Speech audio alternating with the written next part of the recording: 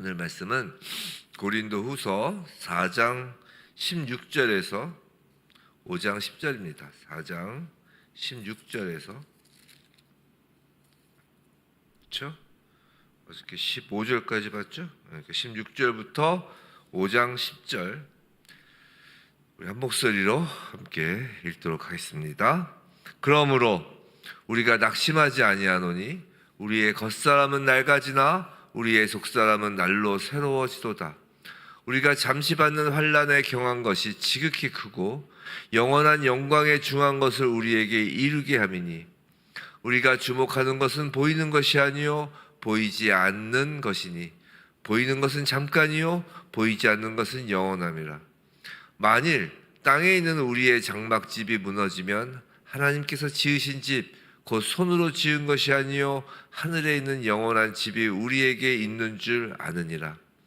참으로 우리가 여기 있어 탄식하며 하늘로부터 오는 우리 처소로 덧입히기를 간절히 사모하노니 이렇게 입음은 우리가 벗은 자들로 발견되지 않으려 함이라.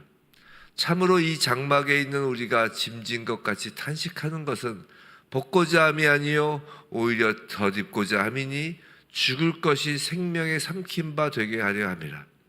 곧 이것을 우리에게 이루게 하시고 보증으로 성령을 우리에게 주신 이는 하나님이시니라. 그러므로 우리가 항상 담대하여 몸으로 있을 때에는 주와 따로 있는 줄을 아노니 이는 우리가 믿음으로 행하고 보는 것으로 행하지 아니함이로라. 우리가 담대하여 원하는 바는 차라리 몸을 떠나 주와 함께 있는 그것이라.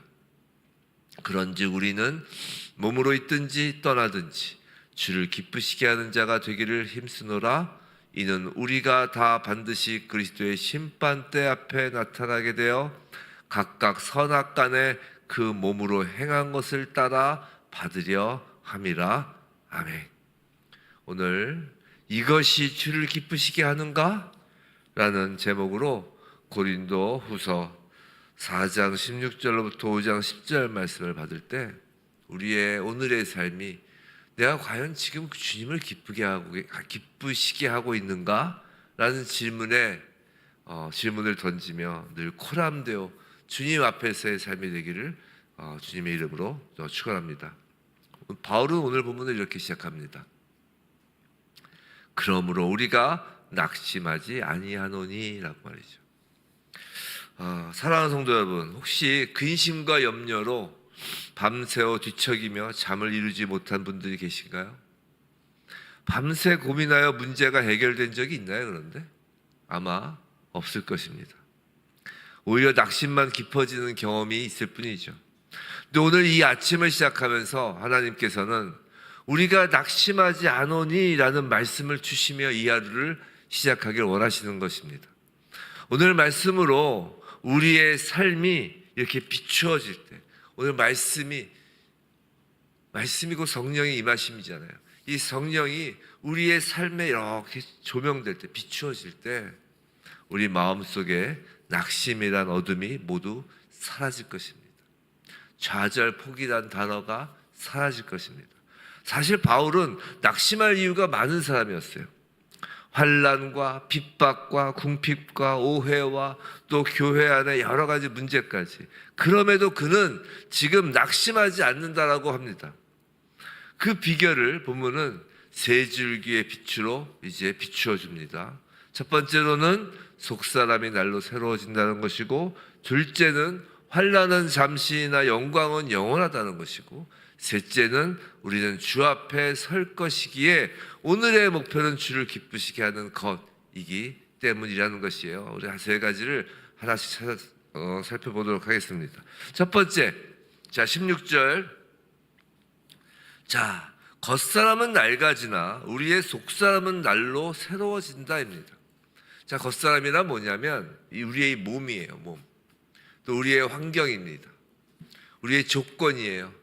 우리의 체력, 우리의 감정, 인간관계, 눈에 보이는 어떤 성과처럼 이렇게 눈에 보이는 것이 겉사람입니다. 속사람이란 눈에 보이지 않는 것이죠. 특히 하나님 앞에서의 내면을 이야기하는 거예요. 그래서 믿음, 소망, 사랑, 또 성령의 역사와 같은 것이죠. 자, 겉사람은 낡아지나라고 합니다. 지금 바울은 현실을 부정하지 않습니다. 겉사람은 시간이 지나면 약해집니다. 오늘 아침에 제 딸이 그런 얘기를 하더라고요. 예전에는 늙는 게, 나이 드는 게 무서웠는데 요새는 이제 그 연세 드신, 나이 드신 우리 권사님들 그 신앙적으로 이렇게 성숙해 있고 이렇게 그 권사님들 보면 이렇게 아름답게 늙고 싶다라는 생각을 한다는 거예요. 20대 중반인 딸이. 근데 그게 하나님께서 주신 지혜죠. 겉사람은 늙어져요. 근데 그건 두려워할 일이 아니라는 것이에요. 속사람이 중요한 것이죠. 우리는 다 늙습니다. 겉사람은. 또 눈에 보이는 뭐 환경도 뭐 세상 환경이 좋아질 것 같으세요? 우리 나이 드신 분들 다 그러잖아요. 환경으로 치면 옛날이 더 낫다. 저도 생각해보면 어렸을 때 보면 저 수돗물 그냥 마시고도 했잖아요. 자연환경만 해도 점점 더 나빠지죠. 여름에 이상기온이니 그러잖아요. 그렇게 눈에 보이는 것에 흔들리는 것에서 우리의 낙심은 대부분에서 출발합니다. 보이는 것이 이제 무너지는 것이죠. 근데 바울은 그 겉사람의 무너짐을 이야기하는 것이 아니라 더 큰 진리를 선포하죠. 뭐라고요? 아까 말씀드린 것처럼 속사람은 날로 새로워진다는 것이에요. 성도 여러분, 성도란 무릇 바깥으로부터는 약해져도 안쪽으로는 새로워지는 것이에요. 안으로는. 왜냐하면 이 속사람은 내 의지로 강해지는 것이 아니기 때문이에요. 속사람은 하나님이 날마다 부어주시는 은혜로 새로워지기 때문입니다. 그래서 아까 말씀드린 우리 딸이 이야기했던 이렇게 늙고 싶다라는 어떤 그런 모델이 되시는 권사님들, 여자니까 이제 권사, 이제 남자 형제였을 제가 알 수 있었으면 이제 장로님을 얘기했을 텐데, 하여튼 그런 분들은 그 속사람이 새로워지는 것은 하나님의 은혜를 받은 그 표징이죠. 성도 여러분, 새벽 예배가 귀한 이유가 바로 이것이에요. 새벽은요, 우리 겉사람을 단련하는 시간이 아닙니다. 이 새벽 예배는 우리 다 새벽 예배가 힘든 이유가 체력적인 힘듦 때문이잖아요. 아침에 일어나려면 힘들잖아요. 몸의 한계를 느끼면서 일어나잖아요. 즉 겉사람을 단련하는 시간이 아니라 이 새벽 시간은 하나님께서 속사람을 새롭게 하는 시간입니다. 우리가 말씀 앞에 서기만 해도 주님은 우리의 마음을 다시 만지시고 우리의 믿음을 다시 살리시는 거예요. 요즘 내 낙심의 이유는 겉사람의 무너짐 때문이었을까요? 하지만 하나님은 오늘 내 속사람을 새롭게 하시길 원하십니다. 그럼 내 속사람을 새롭게 한다는 게 무엇일까? 그건 기도를 새롭게 하는 것일 수도 있고요, 말씀 자리를 새롭게 하는 것일 수도 있고요, 하나님과의 관계를 새롭게 하는 것일 수 있고, 하나님을 향한 우리의 순종과 소망일 수도 있는 것이에요.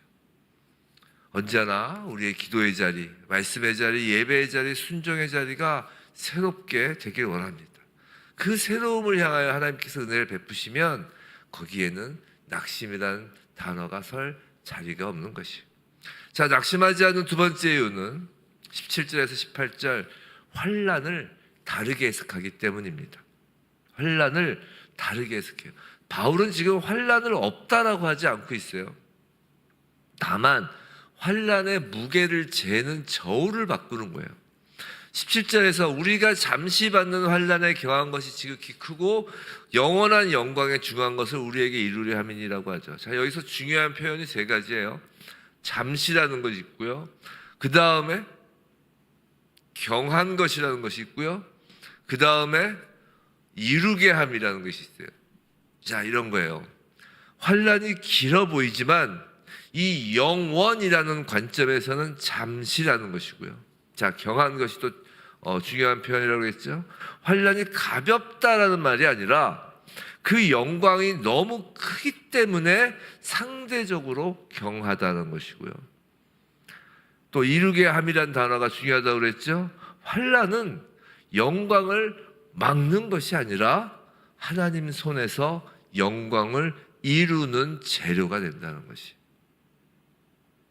그리고 18절 우리의 시선을 그래서 정확히 다시 한번 재정리합니다. 18절 우리가 주목하는 것은 보이는 것이 아니요 보이지 않는 것이니 보이는 것은 잠깐이요 보이지 않는 것은 영원함이라. 성도 여러분, 종종 낙심은 상황에서 시작되지만 사실은 낙심이 커지는 것은 그 상황 때문에 커지는 것이 아니라 우리의 시선 때문에 커지는 거예요. 환경, 평가, 돈, 건강, 결과 어떤 그런 것과 같이 보이는 것에 우리의 시선이 고정되면 고정될수록 낙심은 더 커지는 것이에요. 마음이 무너지는 것이에요. 반대로 하나님, 약속, 부활, 영원과 같은 보이지 않는 것에 우리가 시선을 주목하면 마음은 다시 일어서는 것이에요. 명심하세요. 우리의 마음을 일으켜 세우느냐 아니면 무너뜨리느냐는 어디에 달려있냐면 우리의 눈에 달려있는 거예요. 눈에. 어디에 시선을 두고 있느냐는 것이에요. 그래서 성경에 그렇게 많이 보라라는 단어가 있는 거예요. 보라. 그 신약하면 이제 특히 이제 마태복음, 마가복음, 누가복음에는 그 헬라어로 보라라는 단어가 많죠. 보라, 제가 자주 말씀드리지만 이두예요. 이두, 헬라어로 이두. 딴 데 쳐다보고 있는 우리의 시선을 보라고 확 시선을 돌리는 거예요. 다시 예수님이 하신 일을 보라 하고 상황을 확, 그 시선을 확 전환시키는 거예요. 그때 시작되는 거예요. 그때 마음이 다시 일어나는 것입니다. 그때 다시 우리가 시작할 수 있는 거예요. 이 새벽 예배 가운데 성령 하나님께서 하신 일이 그것입니다. 보라. 자, 우리의 눈이 상황을 보고 있을 때, 우리의 눈이 그저 눈에 보이는 것에만 집중하고 있을 때 보라 하고서 우리의 시선을 영혼으로, 우리 주님으로 옮기는 것입니다. 그래서 우리는 낙심하지 않는 것이에요. 그 낙심하지 않는 이유, 이제 세 번째는 우리에게는 영원한 집이 있다는 것이에요. 바울은 우리의 육체를 지금 장막이라고 부르죠. 5장 1절 땅에 있는 우리의 장막집이 무너지면 하늘에 있는 영원한 집이 우리에게 있는 줄 아느니라 라고 해요. 자, 장막은 임시 거처이죠. 텐트잖아요. 텐트. 언젠가는 접히고 무너지고 떠나야 합니다. 바울은 장막이 무너질 수 있음을 인정합니다. 그러나 그 마음이 더 중요해요. 그 다음이 더 중요해요. 그 다음이 하나님께서 지으신 집, 손으로 지은 것이 아니요 하늘에 있는 영원한 집이 있다는 것이에요. 사랑하는 성도 여러분, 성도의 소망은 이 땅에서 장막을 더 튼튼히 만드는 것이 아닙니다. 성도의 소망은 하나님이 예비하신 영원한 집이에요. 그래서 사도 바울이 말하는 것이에요. 5장 2절에서 우리는 이 장막에서 탄식한다라는 말이죠. 자, 이 성도의 탄식은 절망의 탄식이 아니에요. 하늘로부터 오는 우리 처소로 덧입기를 간절히 사모하는 탄식이에요. 즉 끝으로서의 탄식이 아니라 오직 더 온전한 것을 사모하는 탄식이라는 것이에요. 그리고 5절은 그 확신을 줍니다. 뭐라고 해요? 5절에서 그 보증으로 성령을 우리에게 주시는 하나님이시니라. 그래서 성령은 보증이라는 거예요. 성령. 하나님께서 우리에게 성령을 주신 것은 보증으로 주신 거예요. 내 기분이 흔들려도, 내 상황이 요동쳐도 하나님은 성령으로 우리에게 너는 내 것이다, 너의 미래는 확실하다, 너는 장막에 머무르는 것이 아니라 그 장막 위에 영원한 것을 덧입혀진 것이다. 그래서 4절에서 뭐라고 그래요? 멋있죠? 응? 참으로 이 장막에 있는 우리가 짐진 것 같이 탄식하는 것은 벚고자 함이 아니요. 이게 무슨 말이에요? 이 장막이 이 육체잖아요. 육체, 우리로 치면. 너무 힘드니까, 내 삶이 힘드니까, 이 세상에 살아가기 힘드니까 내가 벗고자 함이 아니라, 내가 죽고 싶다가 아니라 오히려 덧입고자 함이니 죽을 것이 생명에 삼킨 바 되게 하려 함이라. 우리의 이 죽을 것이 생명에 삼킨 바 되는 것이 의의 옷을 입혀주시는 거예요. 그것의 보증으로 성령이 오셨다는 것이에요. 우리의 기분과 상관없는 거예요. 우리의 상황과도 상관없는 거예요. 하나님께서 성령을 주셨다면 내주하시는 성령님으로 우리는 그 영원한 것에 덧입혀지는 것입니다. 그래서 성도는 오늘의 삶을 어떻게 살까? 바울은 결론적으로 우리의 삶의 태도를 이제 정리합니다. 그것이 7절에 이는 우리가 믿음으로 행하고 보는 것으로 행하지 아니함이로다. 보는 것으로 행하는 삶이란 이런 거예요. 뭐 이런 거죠. 자, 증거가 다 확보되면 자, 그러면 순종하겠다. 뭐 예를 들어 이런 거예요. 병을 낫게 해주면 믿겠다. 내 대학에 합격시켜주면 믿겠다. 좋은 직장에 내가 들어가면 내가 믿겠다. 상황이 좋아지면 내가 기도하겠다. 감정이 내가 아주 쫙 뭔가 내 안에서 감정이 올라와서 내 느낌으로 어떤 증거가 받으면 헌신하겠다. 이게 다 보는 것으로 행하는 삶이라는 것이에요. 그렇게 하지 않는다는 거예요. 우리는 믿음으로 행한다는 거예요. 그 믿음으로 행한다는 삶은 무엇인가요? 이런 거예요. 말씀하셨으니, 오늘 말씀이 있으니 오늘 순종한다. 말씀은 눈에 보이는 게 아니잖아요. 말씀이 있으니 오늘 순종한다. 주님이 함께 하신다 하셨으니 그 믿음으로 오늘도 걸어간다, 이것입니다. 그리고 바울은 오늘 본문의 핵심 결론으로 9절에서 선포하죠. 그런즉 우리는 몸으로 있든지 떠나든지, 이게 뭐예요? 살든지 죽든지 주를 기쁘시게 하는 자가 되기를 힘쓰노라. 성도 여러분, 살아도 죽어도 목표는 하나라는 것이 주를 기쁘시게입니다. 왜냐하면 10절에 있기 때문이에요. 이는 우리가 다 반드시 그리스도의 심판대 앞에 나타나게 되어 각각 선악간에 그 몸으로 행한 것을 따라 받으려 함이라. 자, 이 말씀은 지금 우리를 공포로 몰아넣으려는 것이 아닙니다. 우리 자꾸 이런 이야기를 보면, 이런 말씀을 보면 막 심판대 하면 일단 두려워하잖아요. 근데 이건 공포로 몰아넣으려는 말이 아니라 우리 성도의 삶을 의미 있게 만들려는 말씀이에요. 자, 뭐냐면 우리가 서는 곳은 주님 앞에 심판대라는 것이에요. 사람은 몰라줘도 된다는 것이에요. 세상의 평가가 중요하지 않다는 것입니다. 그런 것은 다 주님 앞에서는 헛된 것이라는 것이에요. 그러니 성도는 이렇게 산다는 것이에요. 사람의 시선이 아니라 주님의 시선 앞에서, 당장의 결과가 아니라 영원의 평가 앞에서, 낙심의 그 습관이 아니라 기쁨을 선택하는 믿음으로 산다는 것이에요. 사랑하는 성도 여러분, 오늘 우리가 무언가를 결정할 때마다 이 질문 하나를 붙드시면 됩니다. 그래서 오늘 제목이 이거예요. 이것이 주를 기쁘시게 하는가? 그 질문 하나를 붙들어 보십시오. 이것이 주를 기쁘시게 하는가? 내가 말 한마디를 해도, 내가 핸드폰을 보는 시간에도, 돈을 쓰는 방식에 있어서도, 가족에게 대하는 태도도, 직장에서의 그 태도도, 내 마음의 감정조차 정말 이것이 주를 기쁘시게 하는 것일까? 오늘 하루를 이 기준으로 우리가 정리하면 절대 인생이 흔들리지 않습니다. 이 아침에 말씀 가운데 하나님 주시는 3가지 회복이 있습니다. 첫 번째로 속사람의 새로움입니다. 오늘 은혜를 받으시기 바랍니다. 하나님의 은혜로 우리의 겉은 늙어지지만 후패해져도 안은 새로워집니다. 둘째로 영원의 시선입니다. 환난은 잠시이고 영광은 영원합니다.